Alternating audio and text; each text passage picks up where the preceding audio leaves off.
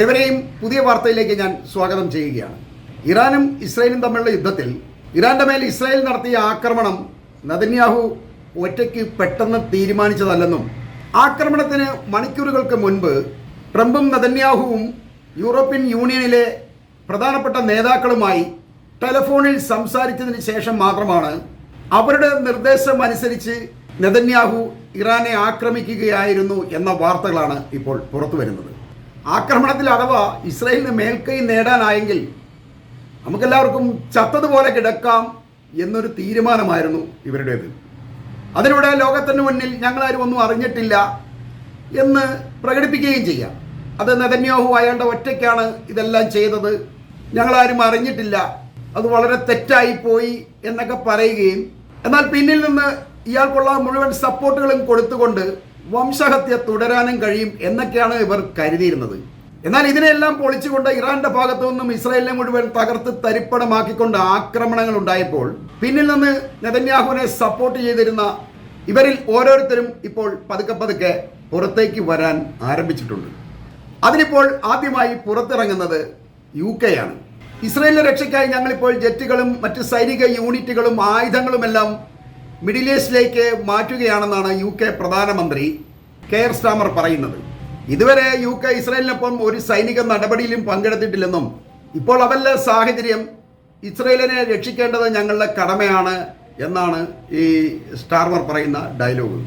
ഇയാൾ ഇങ്ങനെ പറയുമ്പോൾ ഗസയിലെ നിരായുധരായ അല്ലെങ്കിൽ നിരാലംബരായ ഈ സ്ത്രീകളെയും കുട്ടികളെയും ഒക്കെ കൊല്ലാൻ നെതന്യാഹുവിന് ഒറ്റയ്ക്ക് കഴിയുമ്പോൾ ഇവന്മാരുടെ ഒന്നും സഹായം അയാൾക്ക് ആവശ്യമില്ല. അതുകൊണ്ടാണ് ഇവന്മാർ മാറുന്നത്. അതല്ലാതെ ഇവന്മാരുടെയും മനസ്സാക്ഷി ഇങ്ങനെ കൂടിയതുകൊണ്ടൊന്നുമല്ല ഇവർ ഇത്രയും നാൾ മാറുന്നത്. എന്നാൽ ഇപ്പോൾ ഇസ്രായേൽ ഈ അടി കൊണ്ട് നിലവിളിക്കാൻ തുടങ്ങിയപ്പോൾ ഇരവാദം മുഴക്കി ഷേവ് ഇസ്രായേൽ എന്ന് പറഞ്ഞാണ് ഇവന്മാരിപ്പോൾ ഇറങ്ങാൻ തുടങ്ങുന്നത്. ഇതിൽ രസം, ഇന്നലെ UKയിലെ ഒരു വാർഷിപ്പ് ഈ സൈനിസ്റ്റുകളെ രക്ഷിക്കാൻ വേണ്ടി ഇന്ത്യൻ മഹാസമുദ്രത്തിലൂടെ ഓടി വന്നതാണ്. എന്നാൽ പേർഷ്യൻ ഗൾഫിലേക്ക് കടക്കുന്നതിന് മുൻപ് ഒമാൻ കടലിൽ വെച്ച് തന്നെ ഈ കപ്പലിനെ ഇറാനിയൻ നാവികസേന കണ്ടെത്തുകയും ഡ്രോണുകൾ അയച്ച് അവരെ ഭീഷണിപ്പെടുത്തുകയും മുന്നറിയിപ്പ് നൽകുകയും ചെയ്തുകൊണ്ട് ഓറ എന്ന് പറഞ്ഞ് തിരിച്ച് ഓടിക്കുകയാണ് ഉണ്ടായത്. അതിനുശേഷം ഈ UK മുഴുവൻ ആയുധങ്ങളും സൈന്യത്തെയൊക്കെ ഇപ്പോൾ മിഡിൽ ഈസ്റ്റിലേക്ക് ഇറക്കാൻ പോവുകയാണ്. ഇങ്ങനെ ഓരോരുത്തരും കപ്പലുകളുമായി ഇറാന്റെ അടുത്തെത്താതിരിക്കാൻ ഹോർമുസ് കടലിടുക്ക് അടയ്ക്കുകയാണെന്ന് പ്രഖ്യാപിച്ചുകൊണ്ട് അവിടെ ഇപ്പോൾ പട്രോളിങ്ങും ഇറാൻ വർദ്ധിപ്പിച്ചിരിക്കുകയാണ്. യുദ്ധം കൂടുതൽ രൂക്ഷമാകുന്നതോടെ ഒളിഞ്ഞിരിക്കുന്ന ഓരോരുത്തരും പതുക്കെ ഇസ്രായേലിനൊപ്പം കൂടുന്നത് നമുക്ക് വരും ദിവസങ്ങളിൽ കാണാൻ കഴിയും. UK, US, ഫ്രാൻസ് തുടങ്ങിയ രാജ്യങ്ങൾ ഇസ്രായേലിനെ സഹായിക്കാൻ മിഡിൽ ഈസ്റ്റിൽ എത്തുകയും അവർക്ക് യുദ്ധ സാഹചര്യം ഒരുക്കുന്ന അറബ് രാജ്യങ്ങളിലെ ഇവരുടെ സൈനിക താവളങ്ങളെ പൂർണ്ണമായും നശിപ്പിക്കുന്ന തരത്തിൽ ഞങ്ങൾ ആക്രമിക്കുമെന്നാണ് ഇറാൻ ഭീഷണി മുഴക്കിയിരിക്കുന്നത്. അതിനുവേണ്ടി അവർ എന്ത് വില കൊടുക്കാനും തയ്യാറാണ് എന്നാണ് പ്രഖ്യാപിച്ചിരിക്കുന്നത്. ഇനി അഥവാ യുദ്ധത്തിൽ ഇറാന് മേൽക്കൈ നേടാൻ കഴിഞ്ഞാൽ പാശ്ചാത്യരുടെയും ഇസ്രായേലിൻ്റെയും പിടിയിൽ നിന്ന് അറബ് രാഷ്ട്രങ്ങൾക്ക് രക്ഷപ്പെടാനുള്ള ഒരു സുവർണ അവസരമാണ് ഇതിലൂടെ വന്നിരിക്കുന്നത് എന്ന് പ്രത്യേകം നമ്മൾ ശ്രദ്ധിക്കേണ്ടതാണ്. യുദ്ധത്തിൽ പരാജയപ്പെട്ടു കഴിഞ്ഞാൽ ഇസ്രായേൽ ഇനി ഒരിക്കലും തലപൊക്കില്ല എന്നുള്ളതാണ് വസ്തുത. അതാണ് ഈ യുദ്ധത്തിലുണ്ടാകുന്ന ഏറ്റവും വലിയ നേട്ടവും. അതുകൊണ്ട് തന്നെ ഷിയ സുന്നി പ്രശ്നങ്ങളൊക്കെ ഉണ്ടെങ്കിലും ഇസ്രായേലിൻ്റെ മേലായ ഇറാന്റെ കനത്ത ആക്രമണത്തിൽ ജൂതരാജ്യം തകരുന്നതും ജൂതർ മുഴുവനായും ഈ മാളങ്ങളിലൊക്കെ ഒളിക്കുന്നതും കണ്ട് ഗൾഫ് രാജ്യങ്ങളിലെ അറബികൾ ഇപ്പോൾ വളരെയധികം സന്തോഷത്തിലാണ്. പക്ഷെ അവർക്കിത് പുറത്ത് പറയാൻ കഴിയുന്നില്ല. പകരം അവരവരുടെ സോഷ്യൽ മീഡിയകളിലൂടെ ഈ സന്തോഷം പങ്കുവയ്ക്കുന്നുണ്ട്. ഇവരിങ്ങനെ സന്തോഷിക്കുന്നത് ഈ യുദ്ധം ഇറാനും ഇസ്രായേലും തമ്മിലാണെങ്കിലും ഇതൊരു അറബ് വിമോചന സമരമാണെന്നാണ് നമ്മൾ മനസ്സിലാക്കേണ്ടത്. ഈ യുദ്ധത്തിൽ ഇസ്രായേലും പാശ്ചാത്യ ശക്തികളും ഒന്നും വിജയിക്കുമെന്ന് ഉറപ്പൊന്നും ആർക്കും പറയാൻ കഴിയില്ല. കാരണം ഇറാന്റെ ശക്തി ഇവർക്കാർക്കും അറിയില്ല എന്നുള്ളതാണ് വസ്തുത.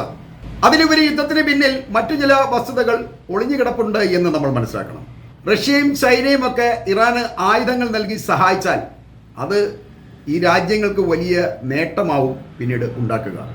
കാരണം പാശ്ചാത്യരുടെ ആയുധങ്ങളുമായി ഏറ്റുമുട്ടി തങ്ങളുടെ ആയുധങ്ങളുടെ ശക്തി ലോകത്തിന് മുന്നിൽ തെളിയിക്കാനുള്ള ഒരു സുവർണ അവസരമാണ് റഷ്യയ്ക്കും ചൈനയ്ക്കുമൊക്കെ ഇതിലൂടെ വീണ് കിട്ടുന്നത്.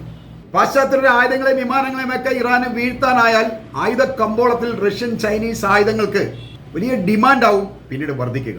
ഇപ്പോൾ തന്നെ ഇസ്രായേലിന്റെ F-35 വിഭാഗത്തിൽപ്പെട്ട 6 ജെറ്റുകൾ ഇറാൻ വീഴ്ത്തിയിട്ടുണ്ട് എന്നാണ് റിപ്പോർട്ടുകൾ വന്നിട്ടുള്ളത്. അതിലെ ജൂത പൈലറ്റുമാരിൽ ചിലർ കൊല്ലപ്പെടുകയും ഒരു ലേഡി ഉൾപ്പെടെ ഇറാന്റെ പിടിയിലാവുകയും ചെയ്തിട്ടുണ്ട്. ഏതാണ്ട് $110 കോടി വില വരുന്ന ഈ ജെറ്റുകളിലെ പൈലറ്റിനെ പോലും രക്ഷപ്പെടുത്താൻ കഴിയാത്ത വിധമുള്ള സേഫ്റ്റി പ്രശ്നം ഈ വിമാനങ്ങൾ വീഴ്ത്തിയെന്നുള്ള റിപ്പോർട്ടുകൾ പുറത്തു വന്നതോടുകൂടി ചോദ്യം ചെയ്യപ്പെടുന്നുണ്ട്. എന്നാൽ ഈ ജെറ്റുകൾ വീഴ്ത്തിയിട്ടുണ്ട് എന്ന് ഇസ്രായേൽ സമ്മതിക്കാൻ തയ്യാറാവുന്നുമില്ല. അത് ഈ വിമാനങ്ങളുടെ വിപണി മൂല്യം കുറയാതിരിക്കാൻ വേണ്ടിയുള്ള തന്ത്രമാണ്.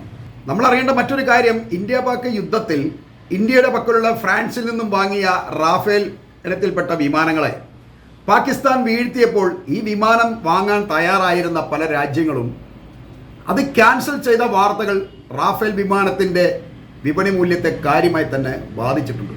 അതുപോലെ ഇപ്പോൾ ഇവർ തമ്മിലുള്ള യുദ്ധത്തിനിടയിലും പാശ്ചാത്യരുടെ ആയുധങ്ങളോ വിമാനങ്ങളോ ഒക്കെ തകരാൻ കാരണമായി കഴിഞ്ഞാൽ അത് ഇവരെ സംബന്ധിച്ച് വളരെയധികം നഷ്ടമാവും പിന്നീട് വരുത്തുക.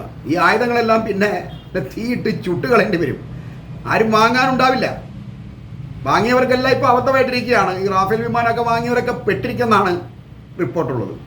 ഈ വിമാനങ്ങളെ ചൈനയുടെ ആയുധങ്ങൾ ഉപയോഗിച്ച് നിഷ്പ്രയാസം താഴെ വീഴ്ത്താൻ കഴിയും എന്ന് ഇപ്പോൾ ലോകം മനസ്സിലാക്കിയിട്ടുണ്ട്. അതിനർത്ഥം ചൈനയുടെ ആയുധങ്ങൾ ഇവരുടെ ആയുധത്തിനേക്കാൾ ഒരുപാട് മുകളിലാണ് എന്നുള്ളതാണ്.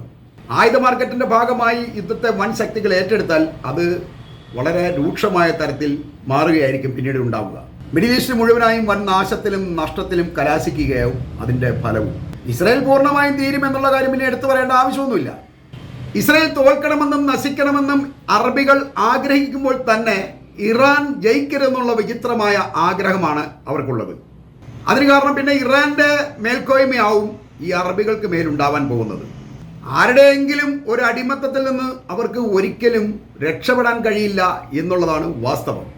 സംഗതി എന്തായാലും കോരന് കുമ്പിളിൽ തന്നെയാണ് കഞ്ഞി എന്ന് പറഞ്ഞുകൊണ്ട് ഈ വീഡിയോ ഞാനിവിടെ അവസാനിപ്പിക്കുകയാണ്.